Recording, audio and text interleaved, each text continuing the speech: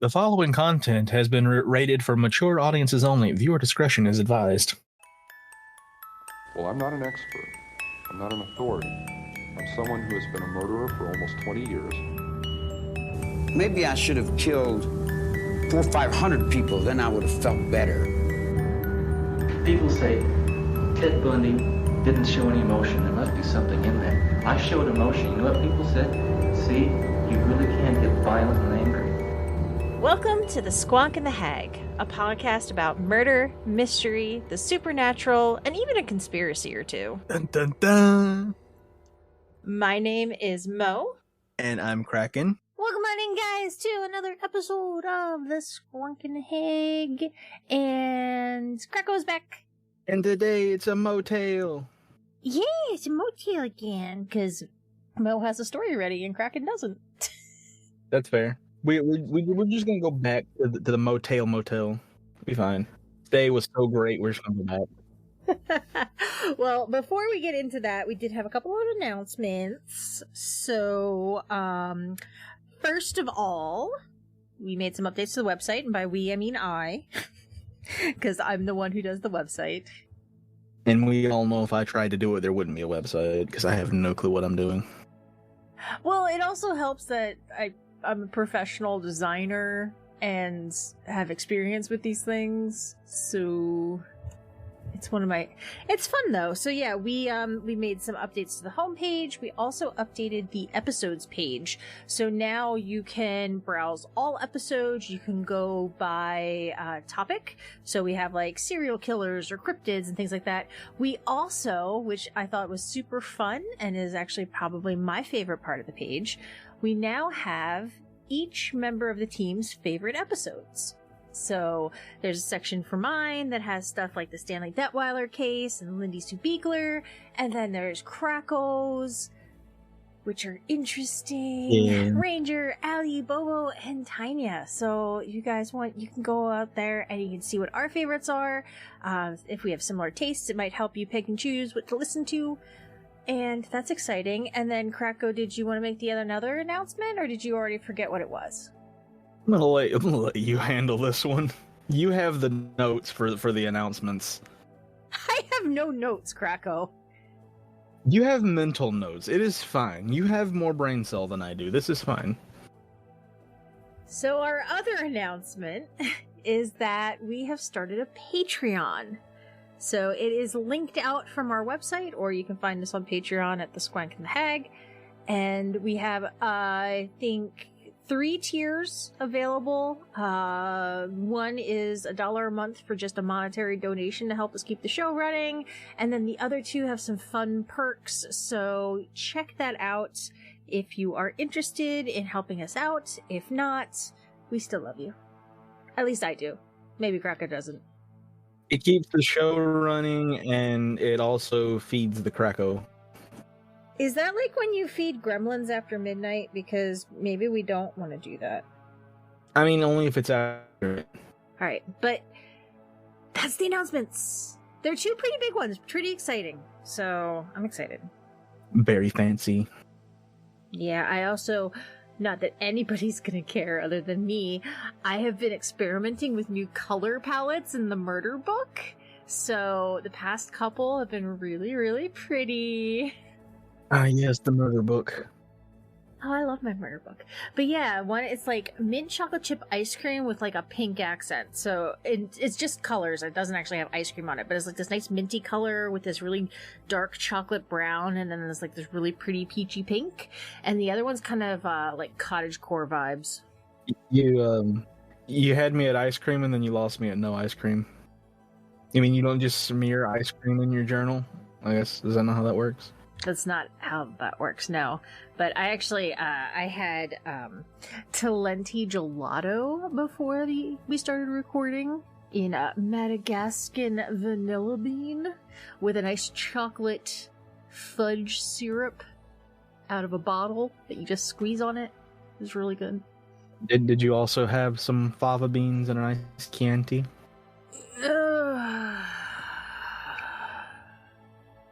We should have like a running count of how often and how many times an episode I make sounds of absolute pain and anguish at things you say. Maybe. Better yet, we need a compilation of them. It's just like 2 hours of just you sighing and groaning, and the occasional pill bottle rattling. Well, I took Advil like an hour ago. Otherwise, I already would be like reaching for it. That's fair. I had a meeting at work that went an hour longer than it was supposed to. That's always fun. It would have been even better if you had just stopped at "it went." Just like, I had a meeting and boy, it went. Yeah. Yeah, oh, it went. Well, I've had meetings go long, and usually it's not a huge deal, but considering that it started half an hour before 4:30, and 5 o'clock is quitting time, so I had to work extra late to have this meeting. Wonderful. And it wasn't a fun topic, but I got here early, and then somehow somebody still was 5 minutes late. 5 minutes. It's fine. It's fine. I wouldn't worry about it. Just 5 minutes. It's fine. Someone locked the attic. I couldn't get out. It's fine. Anyway. But yeah, we're going to jump into our story because I think it is a little bit of a longer one. This one was researched by the beautiful, wonderful, amazing Allie Beth. So thank you, Allie. I'm actually really excited about this one. I have heard bits and pieces about this story before, and then I was going through her research notes, and I love that we were able to get some really in-depth analysis on it. But this is the story of Nannie Doss. So Nannie Doss does have a few nicknames that people may have heard her go by, but it's an interesting story. In October of 1954... The 1900s? Yes, into the 1900s. Technically, I guess not wrong? Mm-hmm. Am I ever technically wrong? Do you want me to list, or are we just gonna... Okay, fair. In October of 1954... across the Midwest and beyond, headlines were just everywhere about Nannie Doss. Nannie was a 49-year-old grandmother living in Tulsa, Oklahoma. She had just the sweet, happy, classic appearance you would associate with a grandmother. She reminds me of my grandmother. Like the hairstyle, the facial features not necessarily, but like the hairstyle and the glasses style.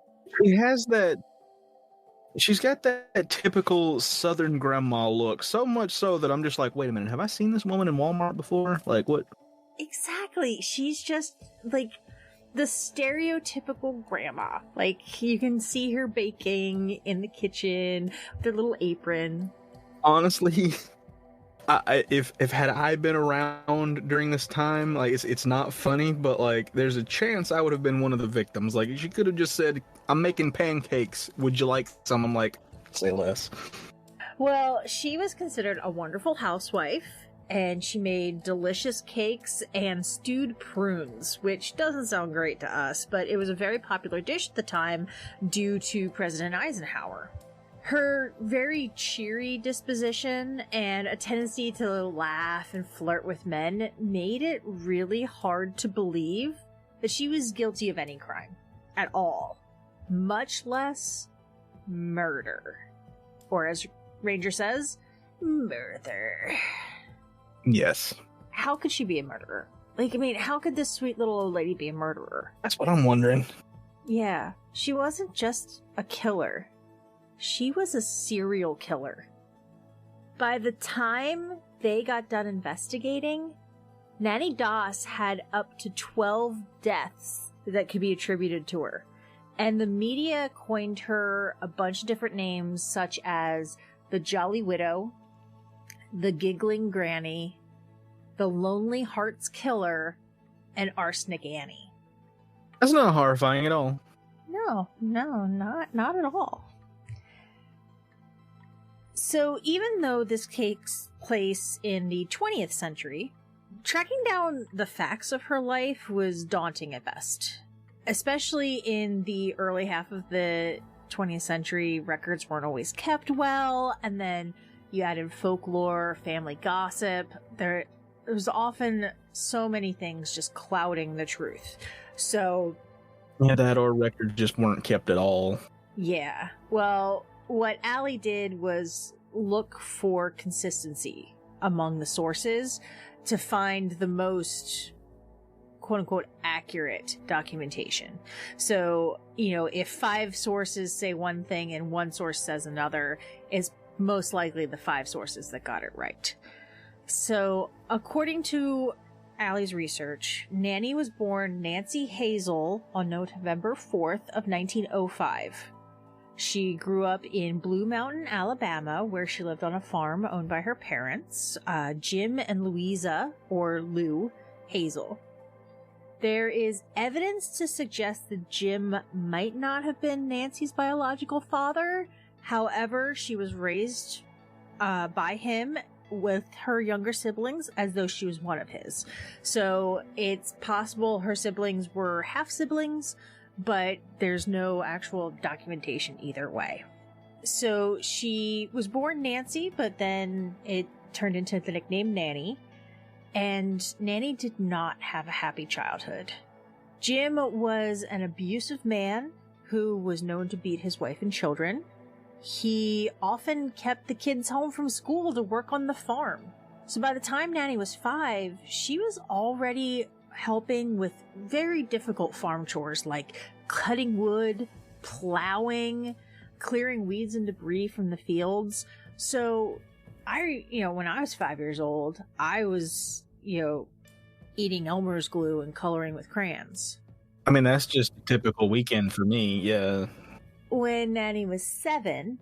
I wonder where the name Nannie came from, because to me that sounds like a child gave them that nickname, but they were a child themselves when they got that nickname, so I'm just like... because a child tried to say Nancy, but said Nanny instead. It's possible. My brother, when my niece was little, couldn't say Uncle Dustin and called him Uncle Duck. And she's now in her 20s and he's still Uncle Duck. Oh, that's perfect. That's perfect. Children giving you nicknames is the funniest lottery ever. Either you're gonna get a cool nickname like Uncle Duck, or you're gonna get just something off the wall weird. Very much so. I feel like you should start trying to give them make up your own nickname to have. I want to go see Uncle Megazord. Except that Megazord is not easy to say, so a kid's gonna botch that, and then you're gonna get an even worse nickname. Yeah, you're right. So when Nannie was 7, the family took a train to visit an extended family out in another part of the state. This was so exciting for her because it felt like a grand vacation and this just extraordinary adventure, and it was a huge change from the grueling farm. Was that how you felt on your train ride? No, I was just happy I didn't have to drive. Fair. So during the trip, the train had to make an emergency stop. And when the train car lurched forward, Nannie was thrown from her seat and hit her head on the metal seat frame in front of her. Apparently, after that, she suffered terrible headaches for the rest of her life. And when she was younger, she had a bout where she would have blackouts and massive depression from the head injury. Yeah, head injury, especially at a young age when things are still, developing, it's probably something you should keep an eye on. Well, how many serial killers do we talk about that as a child, they had a head injury? Fair enough. I mean, we've talked about it before. It's a combination of a lot of things, but head injuries usually are one of those. There's several things that if you put them in various combinations, you might get a serial killer. So in addition to rarely attending school, Jim kept his children from socializing as well, even at church functions. He was especially strict on the 3 girls. They weren't allowed to wear makeup, they couldn't wear form-fitting clothing, they weren't allowed to style their hair, and they couldn't basically act in any way that he felt would attract the attention of boys or men. They weren't allowed to attend dances, and Jim was determined to have them work on the farm as long as possible, and then they would just get married whenever he arranged a marriage for them. I don't think that's how that works. I mean, maybe back in like the 1600s. Yeah, but this is the 1900s. Nannie's mother, Lou, was sadly like many women in domestic violence situations. She was stuck in a terrible marriage to a man that she resented but was powerless against. While she was often helpless to protect her children, she was a very loving mother to them. Lou enjoyed reading romance magazines and would let Nannie read them once her mom was done with them. Nannie was obsessed with romance and the concept of these, you know, very grand stories of true love and, you know, the prince in shining armor. Or knight in shining armor. Same thing. Something tells me it didn't go that way, just a guess. Well, she would read her magazines and the Lonely Hearts columns and just dream of her future husband and their grand romance. And then around age 15, she started sneaking out at night to meet up with boys in defiance of her father's strict rules. Ooh. I know, naughty, naughty. So, it's unknown how many people knew about this. Like, did everyone know that she was sneaking out of the house, or was it a couple people? It's everyone but her dad. Well, some say that her mom knew, but turned a blind eye. However, Nannie ended up with a reputation in town as a pretty but wild girl who, quote-unquote, got around. Wink, wink. Uh-oh. I have a feeling this is going to get back to Dad, and Dad's not going to be happy. I would not be surprised. By the time she was 16, she was working at a local linen factory where she met her first husband, Charles Braggs. They dated for 4 months before her dad decided they should go ahead and get married. At 16. Just jumping right into it, huh? Yep. Fair enough. What Jim liked about this guy is he seemed like a very nice young man, and he helped take care of his single mother. So after just a few months, they got married. I was gonna say, did he have a farm that they were all gonna work on or something? Oh, I don't know. Nannie wrote, "I married, as my father wished, in 1921 to a boy I only knew about 4 or 5 months, who had no family, only a mother who was unwed, and who had taken over my life completely when we were married." So, if Nannie thought she was getting away from her father's controlling nature, she was sadly mistaken. Charles's mother was just as controlling as her father and made Nannie's life absolute hell. She monopolized her... They played Monopoly. Yes, they played Monopoly. She monopolized her son's attention and was extremely particular of everything that Nannie did. So if her mother-in-law didn't want to go somewhere or do something, no one else was allowed to. Yeah. No. Yeah, like, I know I'm pretty easygoing about stuff like this, but like, if Chris wants to go somewhere and I absolutely don't want to go, I just don't go. You should, next time that happens, you should just jokingly be like, "No, I don't want to go. You stay here." I couldn't do that though. That's so mean. Like, just get the reaction and then explain the joke. Explain the joke way after when he's already mad. From 1922 to 1927, Charles and Nannie had 4 daughters.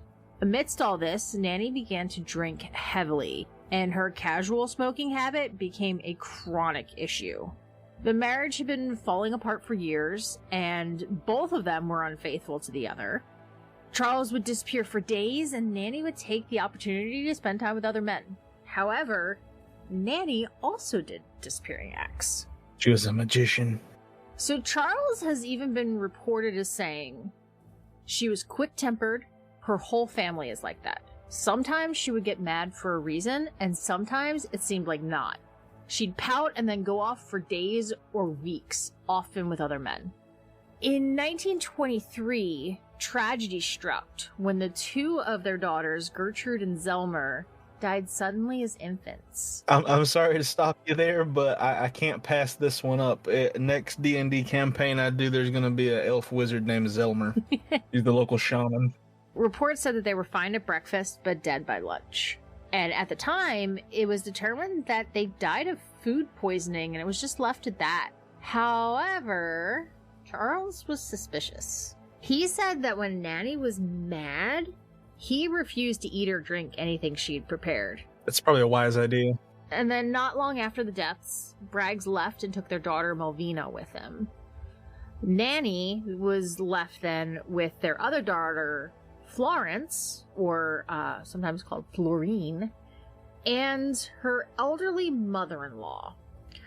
So he took their daughter and left his mother-in-law, or left his mother.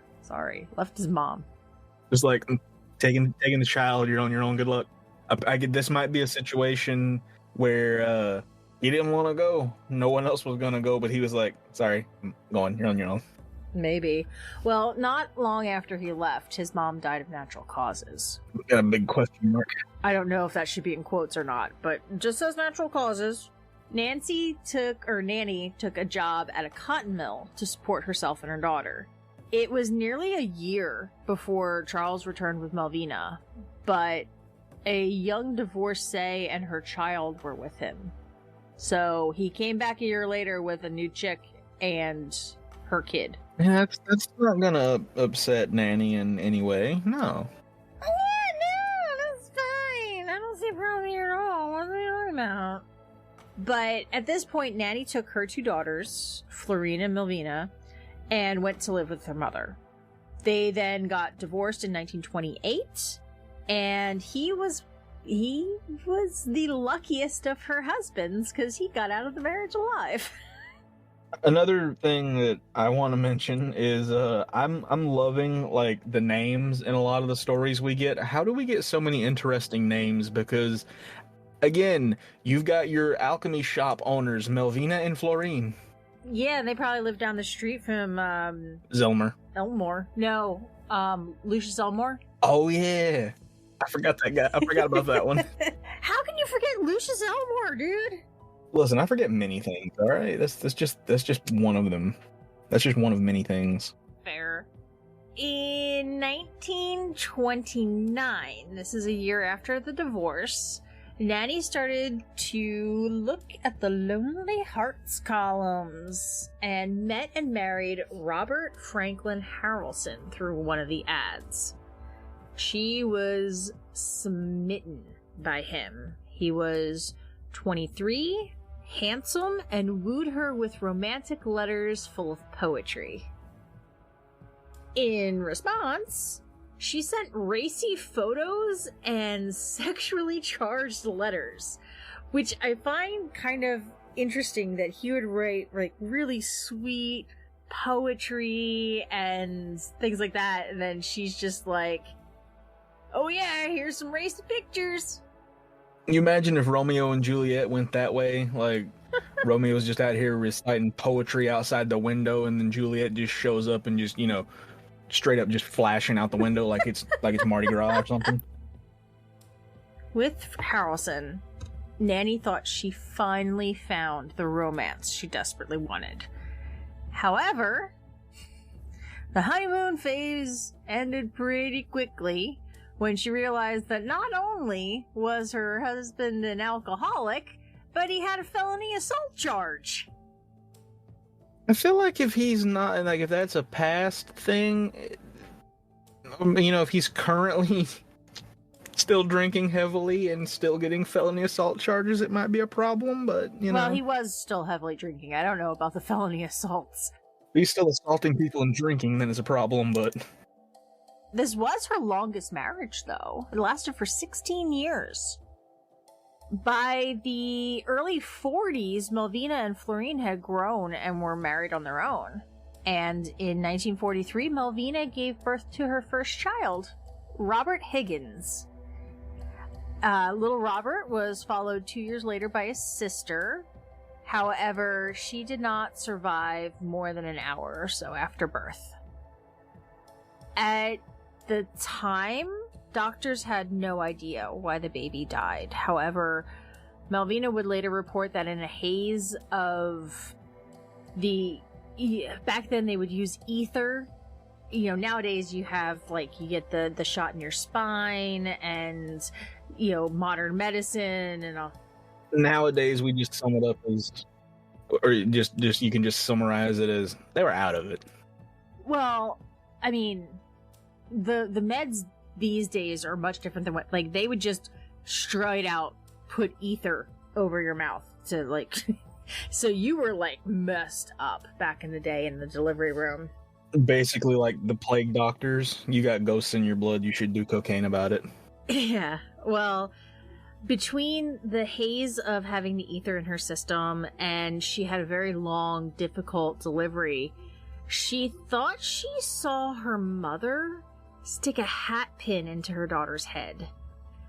And then it was shortly after that the baby was declared dead. Now,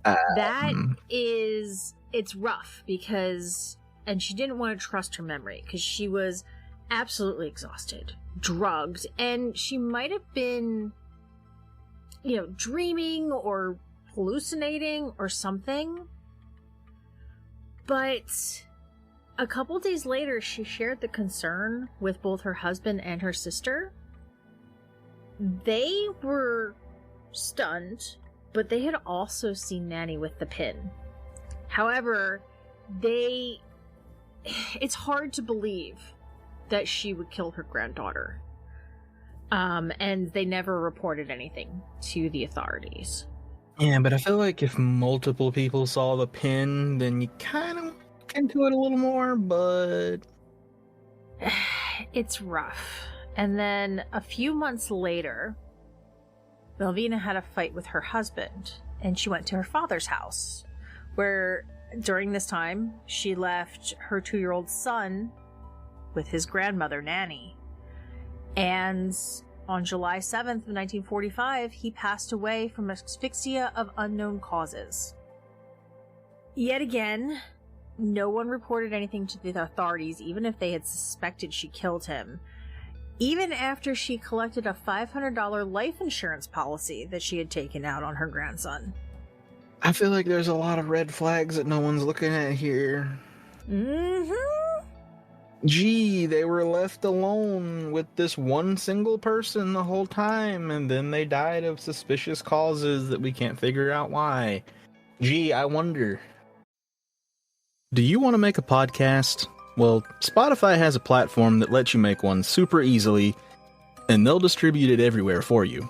And you can even earn money. It's all in one place, and the best part is it's free. It's called Spotify for Podcasters. And it works like this. Spotify for Podcasters lets you record and edit podcasts right from your phone, your computer, or whatever you have. So whether your setup is the Hot Wheels PC or if you've got the SpaceX supercomputer, you can set up very easily and start creating today.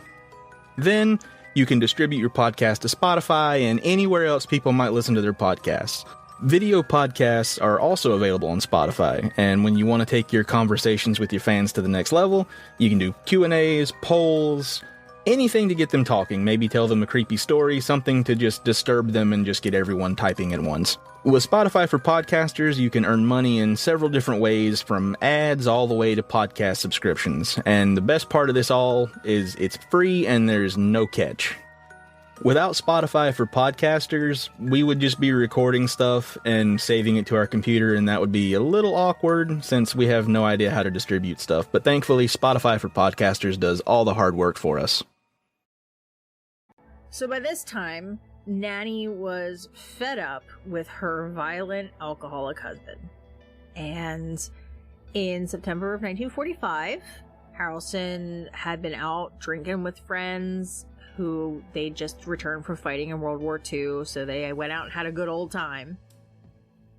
When he got home, He was extremely drunk and he demanded sex from Nannie, and when she refused, he threatened her, which caused her to give in because she didn't want to get beaten up.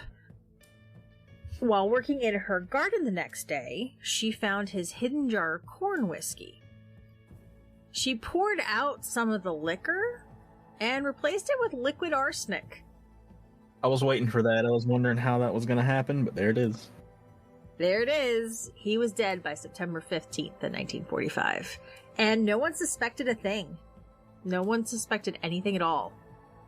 The records here get a little hazy, but according to a family genealogist, Sherby Green, from the death of Harrelson in 1945 to Nannie's subsequent marriage in 1947, she might have traveled a bit, probably made it to places like New York and Idaho. I'm not sure how they figured out New York and Idaho, because those are two very different places.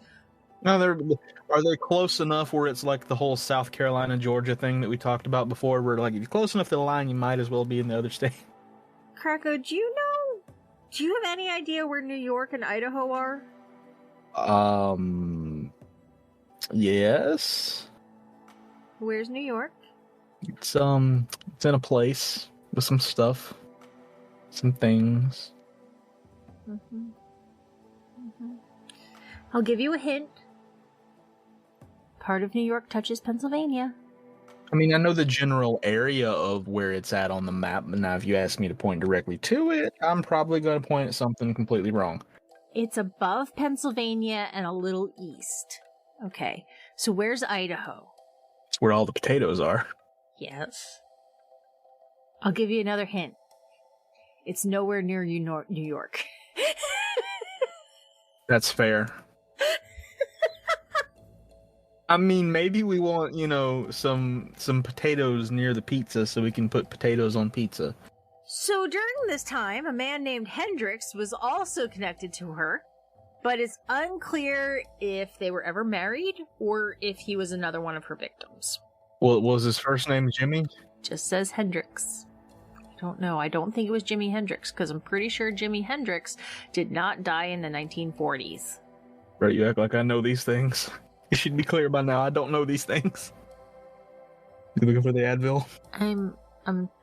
No, I'm looking for inner peace. You will find none of that here. Anyway. We do know that Nannie met Arlie Lanning through, you guessed it, probably didn't because it's you, a Lonely Hearts column. Who I would have never guessed. She moved to Lexington, North Carolina to marry him in 1947. But Lanning turned out to be just like Nannie's other husbands, a heavy drinker with a wandering eye. He was a little more mild-mannered because he did not lash out with violence.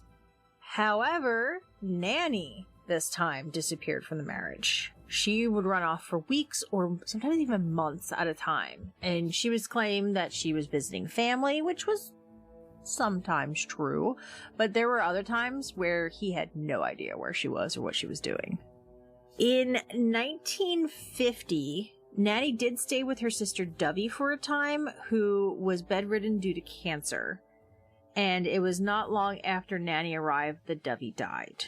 I will say that comment about Lanning had no idea where she was or what she was doing.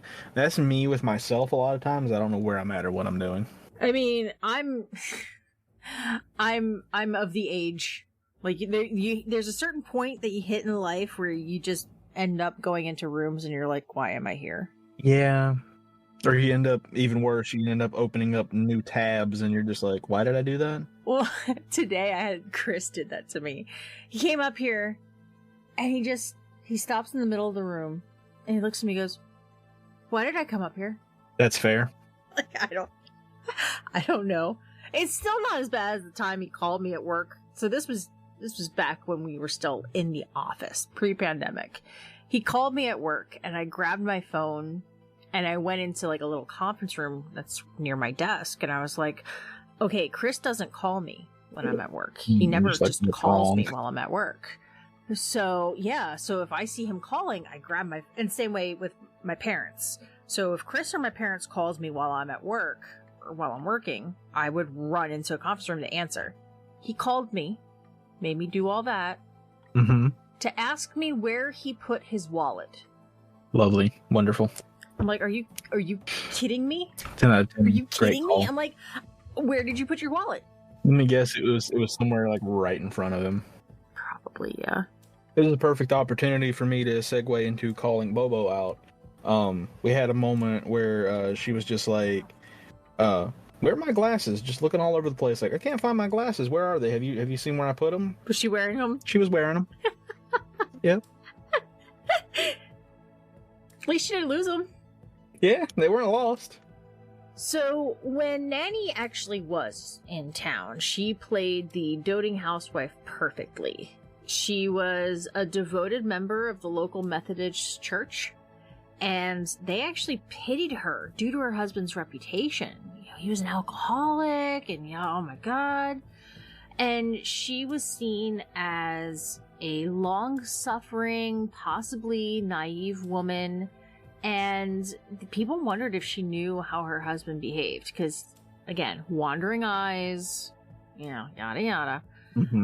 But when he suddenly died in 1952, the community rallied behind the grieving widow. I'm just wondering, like what's going on with this Lonely Hearts column that is just like, this is speed dating for alcoholics.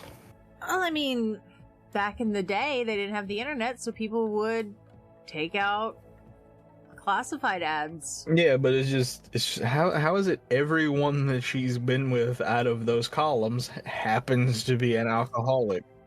Either bad luck or she has a horrible taste in men. Why not both? Doctors said that Arlie died of heart failure on February 16th, 1952, at the age of 52. They didn't do a full autopsy to find out what caused the heart failure, and doctors just chalked it up to years of heavy drinking. He was a known alcoholic, yada yada. So he had left the house to his sister. So Nannie moved out and went to live with his mother, which is interesting, but, you know. Different, but okay. His mother was ill. And not long after she moved there, the house burned down. And Nannie ended up with the insurance payout, even though the house wasn't in her name. How does that work? I'm not sure. But back then, it was a lot easier to commit insurance fraud, too. Clearly. Like, yeah. Well, I mean, you know, no computers, different agencies and people. You know, like, it was very easy. If you were manipulative, sweet-talking, yada yada, you could get them to do a lot of things. Is it just a case of, like, something like this happens, they send the fire truck out and a guy in a suit with a big check, and it's just like, all right, you're the only one here, you get the payout? Maybe. But this next part is, it's probably going to shock you, Kraken. I'm waiting. Soon after, her mother-in-law died suddenly in her sleep. I never saw that one coming. How could this have happened? At this point, Nannie was on the move again. For $15 a year, Nannie joined a dating service called the Diamond Circle Club. She was sent a list of men looking for love each month, and she would reach out to any of them that caught her attention. Unfortunately, Richard L. Morton of Emporia, Kansas, was the one she settled on. Unlike the other men that she had married, Morton was a little older at 63. He had grown children from previous marriages, and he seemed more settled. Most importantly, he wasn't a drinker. Hey! Yay, we found a non-alcoholic! So, she was hoping this was finally going to be that romance that she craved. That perfect, you know, sunset picnic in the tropical island romance. So they got married in 1952. I have a feeling that's not the case. So it wasn't long before Nancy realized that even though her new husband was sober, faithful he was not. So Nanny started looking into the Lonely Hearts columns in search of a new man while she was planning her husband's death. Here we go again. So basically, it's if you happen to get matched with this woman and you see her pull out the Lonely Hearts column, you need to just leave. Yeah. Well, She's looking at the dating ads again. Time to go. this is when she got word from her mother, Louisa. Her father had died and her mother was in poor health, so Louisa was going to come stay with them. Lou arrived in January of 1953 and died complaining of severe stomach pain just days later. Not suspicious at all. Not suspicious at all. So this is when Nanny turned her attention back to her husband. And on May 19th, 1953, he joined the list of dead husbands. Poor guy. That's it. Yeah. Well, not long after he was buried, she was off on her next romance. Did no one find this suspicious that it's like she's just looking through like the personal ads in the newspaper at the funeral or something? Like, I know she didn't actually do that, but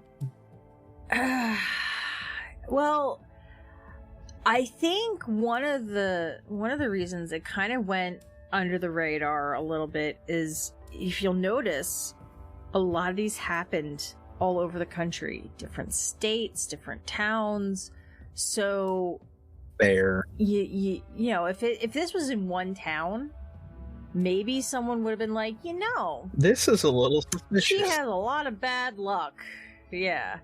But because, she was, she's from Alabama, she ended up in North Carolina, she ended up in Kansas, she ended up in, she was all over the place. Morton died, and leading up to his death, she had been corresponding with a man named Samuel Doss in Tulsa, Oklahoma. He was a 57-year-old highway inspector and minister. He had lost his wife and 6 children in a tornado in 1945, which is one of, tornadoes are incredibly terrifying to me. I work with someone who lives in Oklahoma, and she'll just be like, oh yeah, we got a tornado warning. Yeah. And I'm like, what? Are you in a bunker? There's been a few times where tornadoes have passed through and over my house, and over as in like we've been in the middle of it before, but it didn't do anything. It just went over, but oh my god, you knew you were in the middle because the wind picked up and then suddenly it was very still. That's terrifying to me. And there was no wind. And then there was wind again.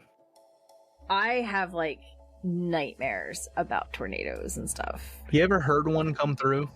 No, we don't get them up. I think there have been 2 small tornadoes in southeastern Pennsylvania in my life. They're rare here, but it's not impossible for it to happen. But kind of sounds like a train. I've heard that. It's horrifying. Yeah, I've heard that. I've just never experienced it. You don't want to. Yeah, no, we just have blizzards and sinkholes. Fair. So there's a town in Pennsylvania called Sinking Spring. The reason it gets that is that it's getting lower every year. It's literally sinking into the ground. I feel like they should kind of, Well, it's like it's like fractions of an inch each year. Yeah, but what happens when one day it's not fractions and it just drops? Well, there's a reason I don't live there. Fair, but why would anyone live there? It's a nice town. It's pretty. Man, one day it might be in a crater. Yeah, you never know. Maybe, probably. Perchance. Mayhaps even. After he lost his family, he had been living alone and finally decided he wanted to find someone to spend his later years with. Nanny presented herself as a good Christian woman And he's a minister, and he's lonely, and she seems sweet, so he was head over heels and proposed. They got married in June of 1953, barely a month after her last husband died. I have a feeling the new guy didn't know about that. Yeah, I have a feeling. So, Doss did not drink or smoke. He was not a womanizer, but she still found fault with him because he wasn't perfect. Of course. He was I mean, who is? Yeah.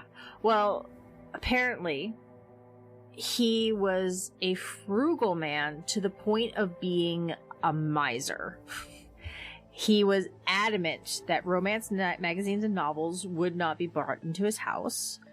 He felt that television should only be watched for educational purposes, and was against the sappy love shows that Nannie loved, like the soap operas and the, just fantastical romance. Fair. And in Nannie's mind, he was too square and too boring. So she went from one end of the spectrum of abusive alcoholics who cheated on her to a man who just didn't, he was a little too clean. She wants somewhere in the middle, but she goes from one end to the other. Yeah, well, she would torment him by smoking around him and wearing clothing he felt was too revealing. Eventually, she left and returned to Alabama because she was just fed up with his rules.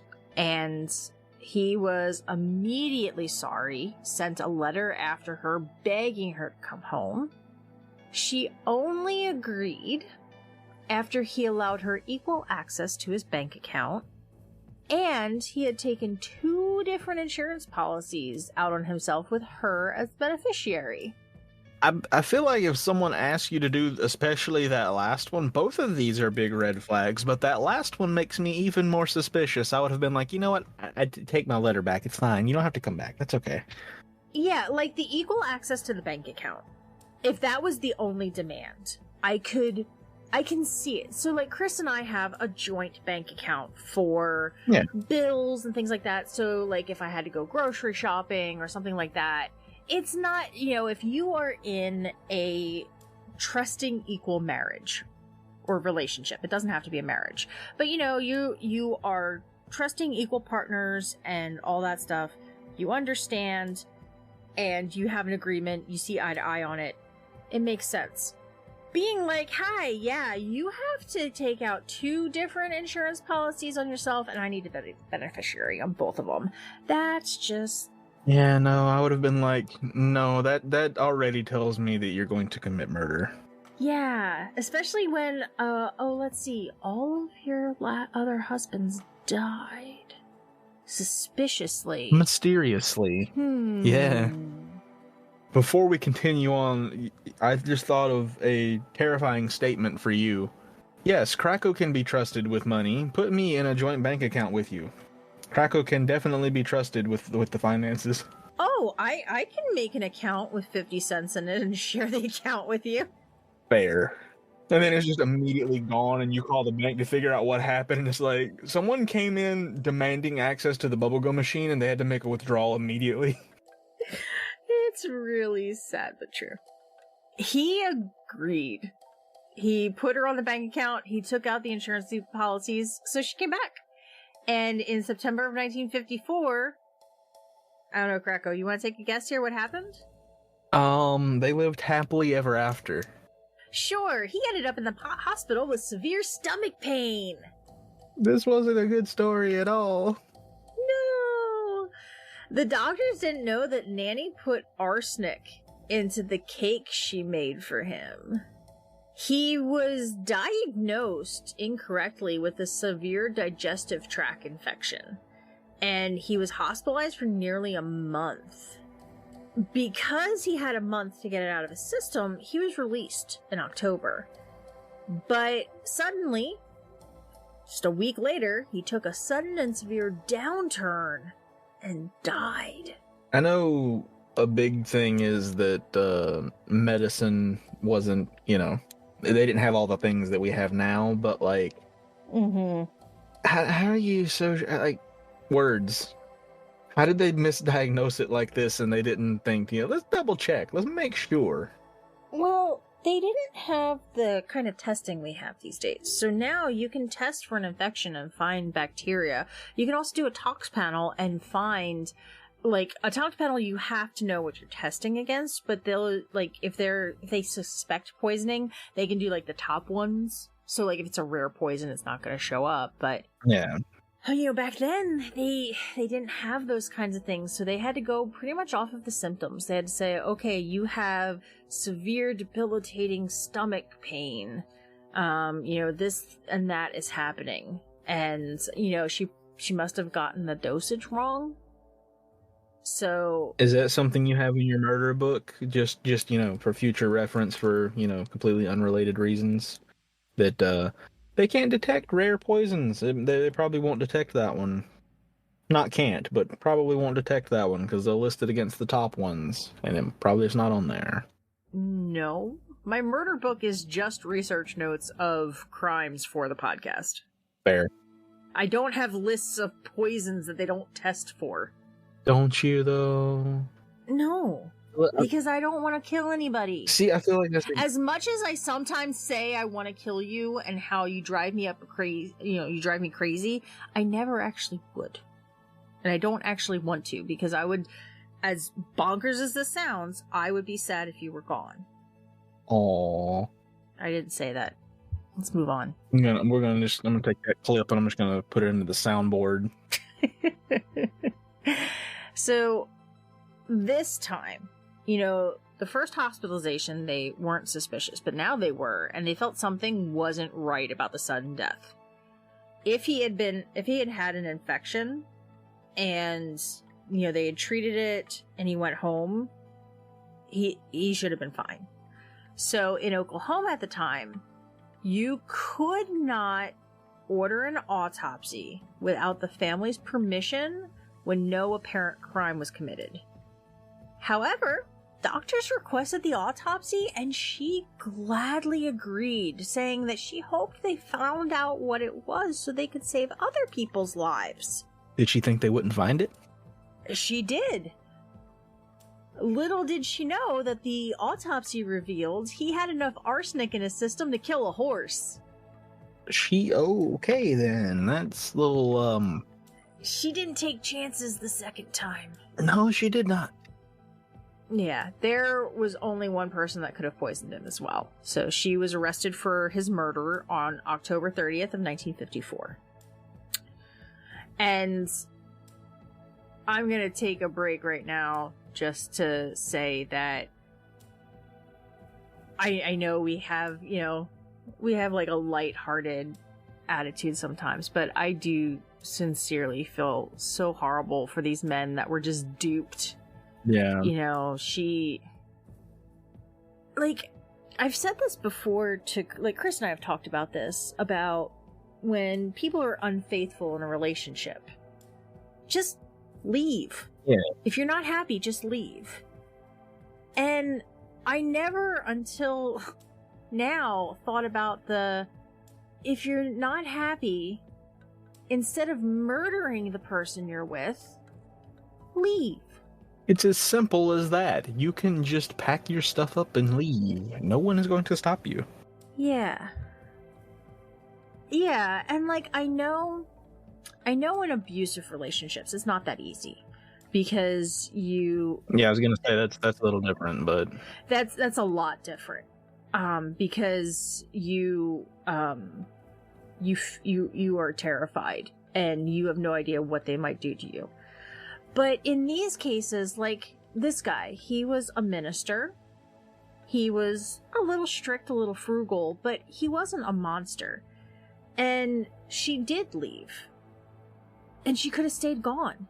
She voluntarily came back and murdered him. So, why? Why? Just why? Why didn't she just say, hey, I'm good, instead of, no, give me all your money and get 2 life insurance policies that I can cash out? I mean, I think Like, that's the answer there I is know. money. She did it for the money. Yeah. Mhm. But it's just like so, it's so messed up. It just, bro, Just leave. Don't kill them. Leave. it ain't have to be like this. Yeah, none of these was self-defense.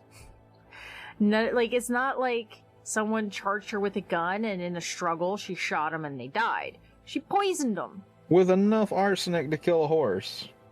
Yeah. Mm-hmm. A lot of arsenic. Where does someone get that much Like, isn't arsenic hard to get your hands on? Or is that maybe just nowadays? I honestly, I don't know. Well, I feel like now it's a controlled substance. Maybe back then it wasn't. I'm trying to, I was gonna look and see if I could find something on that, because I'm not sure.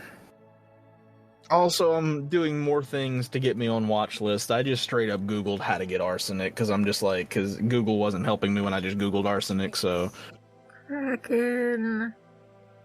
It's gonna be fine. It's like, it's for research. It's fine. I mean, you're probably already on all the lists anyway. I would not be surprised. Alright, so Nannie proved to be a frustrating and exhausting suspect for the Tulsa police. They had to take shifts interrogating this woman. During this time, she would giggle and laugh off their questions, denying she had anything to do with the death of her husband. However, they also started digging into her past and realized that she most likely killed not just her previous husbands, but also many of her blood relatives. After hours of her flirtations with investigators, one finally got through to her after they took the romance magazine she was reading. And after some coaxing, she finally admitted to murdering 4 of her 5 husbands. I mean, just vibing in the interrogation room, just reading the romance novel, probably looking for her next man. Browsing some Lonely Heart columns in the interrogation room, you know. You got a pen? I want to call this guy. Yeah. So this is where, it's already been a messed up story. But the reason she got the moniker Giggling Granny was from the cheerful laugh that she would make when explaining her crimes. Yeah. Yeah, when they asked her why she killed Doss, the last husband, she said he wouldn't allow her to watch her favorite TV show, and she wasn't allowed to turn the fan on during hot summer nights. Because that's a good reason, right? Right? Yeah. Like, according to her, every husband had some sort of flaw that she just could not forgive and had to, quote-unquote, do away with them. She said, "I was searching for the perfect mate, the real romance in life." I don't think this is how that works. Yeah, I don't think so either. She also blamed the childhood head injury for her adulthood and claimed that the glasses she wore were for poor eyesight, but to help with the headaches that she still suffered from. And she claimed that the accident caused her to, quote-unquote, think crooked. Feel that. When they asked about her mother and the deaths in her family, she became extremely upset, denied killing anyone who was a blood relative. She was visibly agitated at the accusation of murdering her mother, saying she had no reason to kill her mom and that she'd get down on her knees and crawl anywhere for her mother. So authorities in multiple states did end up exhuming her husband and some of her family members. They found arsenic in all of her husbands and her mother, and the other bodies showed signs of being smothered. She was charged with each of her husband's murders, but the only case to be prosecuted was that of Doss, the minister in Oklahoma.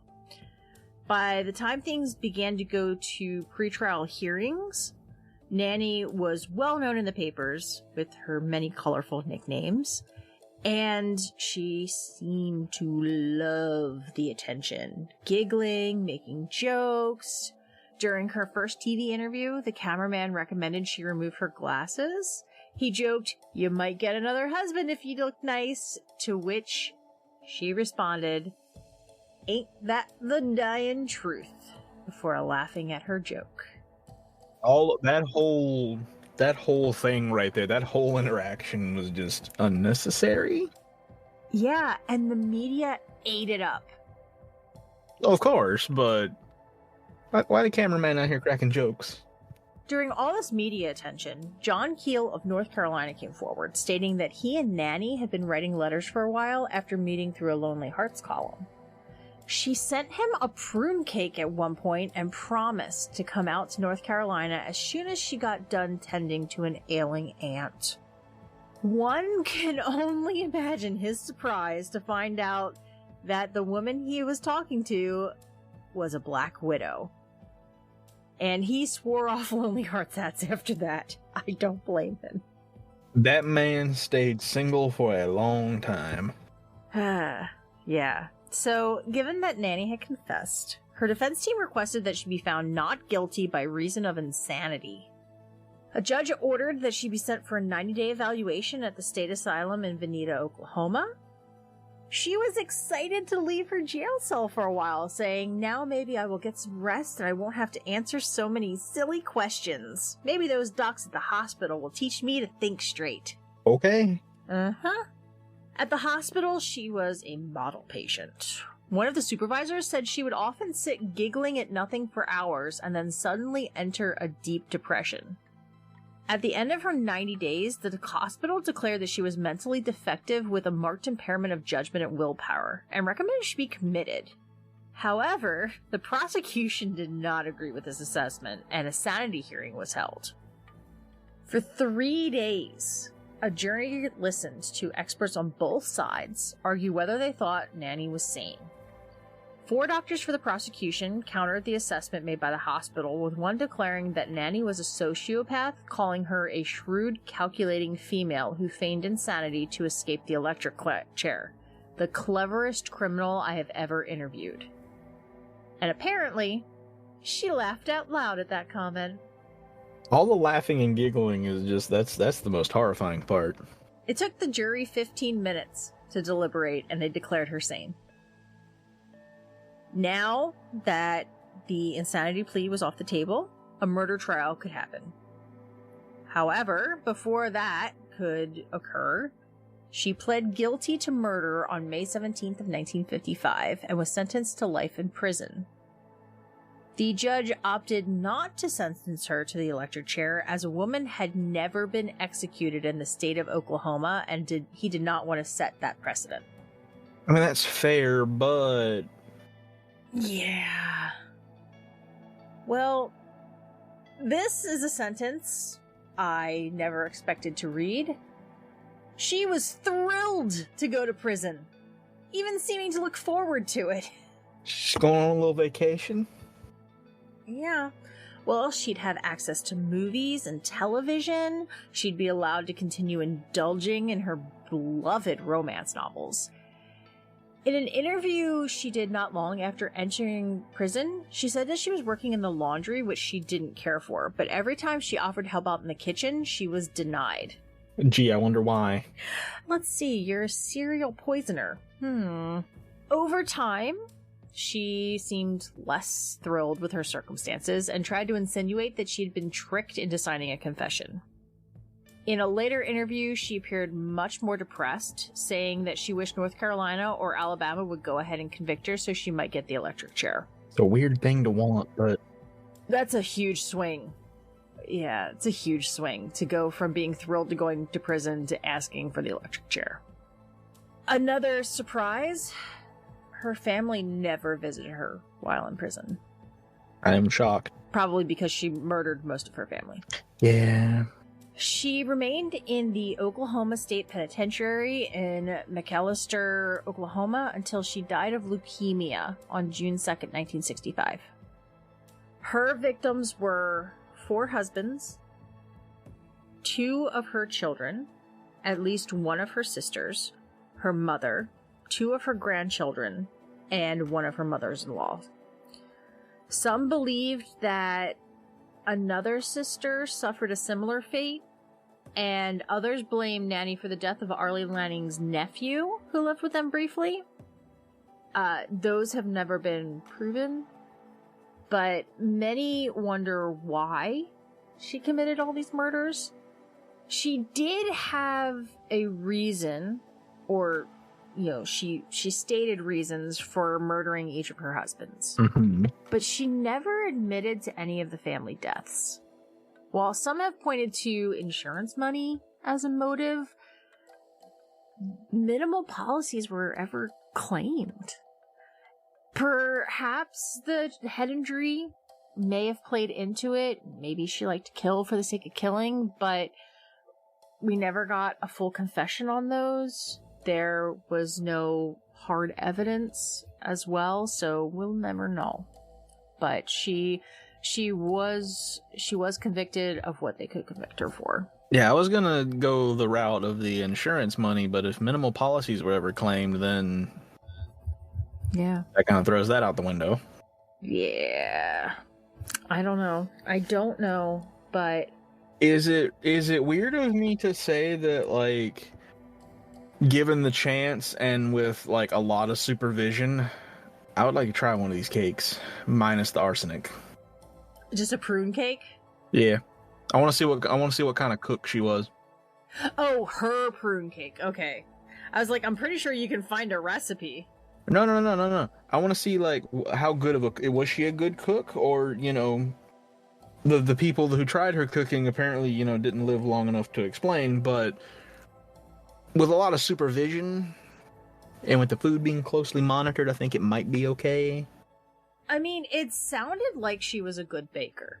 Like, from, people ate her, like, I'm thinking, how, like, at least for me, when I think of my grandmothers, one still with us, one not, I always think of the baked goods. I always remember, like, so fondly that it's like, it wasn't the most astounding, gourmet, crazy baked good, but it was always so good. You know what I mean? It's also like thinking about my mom. The home cooked stuff, it just hit different. It does. And, like, there's just something about your mom or your grandmom baking for you that's just amazing. Yeah. I don't know what it is. It's magic. It's love. Love is the secret ingredient. I mean, yeah, because for some reason it'd be hitting different, so... Well, like, that's the thing. My mom has given me some of her baking recipes. Like, I have the exact recipe for her lemon squares. But when I make them... Not quite the same. They're good. Don't get me wrong, they're good. Yeah. But it's not the same. I actually have thought about this. And this episode's already really long, so this might get cut. But, you know how they always say stuff is made with love? Is it because we all do this, and moms do it too? You always lick the spoon while you're baking. Is it the spit? Is it the spit that adds the magic love flavor? I mean, this is going to sound really weird, but and I'm probably going to get a weird look from the other person in the room with me, but if you want, I can make you 2 batches of cookies and spit in one batch, and you can tell me which one tastes better, but I mean... Please don't. What the fuck? The timing. Oh, God. Well, anyway, so that is the story of Nannie Doss, also known as the Giggling Granny. One more time, thank you, Allie. It was amazing research. Crazy story. Yeah, this was a good story. Well, this was an interesting story, but thankfully it was not as horrifying and traumatizing as some of the other ones. I will say I am currently researching one that is gonna mess you up. Gee, thanks. I'm sorry in advance. It's okay. I need to research one for next time, so I'll make it a really bad one. Oh, this one I'm just starting the research on, so it's going to be weeks. You'll forget all about it by then. Okay, fair. I'm still gonna research a really bad one because I know that one's coming, so it's gonna be the next one's just gonna be really bad in anticipation of that one. So, yeah. So that's our story. Thanks for listening. We'll see you guys next time. And next time is a Krakow tale. hooray!